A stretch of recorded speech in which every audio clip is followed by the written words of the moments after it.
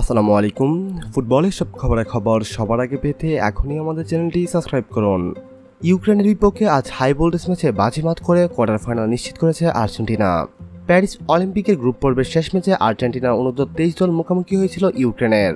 মঙ্গলবার 30 জুলাই বাংলাদেশ সময় রাত 9টায় শুরু হয় ম্যাচটি। হাই ভোল্টেজ এই ম্যাচে আর্জেন্টিনা জয়ের কোনো বিকল্প ছিল না। এদিন আর্জেন্টিনা বিরতির আগ মুহূর্তেই তাদের প্রথম গোলের দেখা পায়, এতে করে 1-0 লিড নিয়ে ম্যাচ শেষ করে তারা। এদিন আর্জেন্টিনা টোটাল শট নেয় 18টি, যার মধ্যে টার্গেটেড 1 শট থাকে 10টি। বিপরীতে ইউক্রেন টোটাল শট নেয় 5টি, যার মধ্যে টার্গেটেড 1 শট থাকে 2টি। কোয়ার্টার ফাইনালেও আর্জেন্টিনা তুলনামূলক সহজ প্রতিপক্ষ পাবে না। এদিন আর্জেন্টিনার বল পজিশন ছিল 63%, যেখানে ইউক্রেনের বল পজিশন ছিল 36%। সম্মানিত ভিউয়ার্স, আপনি কোন দল সাপোর্ট করেন? অবশ্যই আপনি আপনার প্রিয় দলের নাম আমাদের সঙ্গে শেয়ার করতে ভুলবেন না। পরবর্তী নিউজের আপডেট সবার আগে পেতে এখনই আমাদের চ্যানেলটি সাবস্ক্রাইব করুন।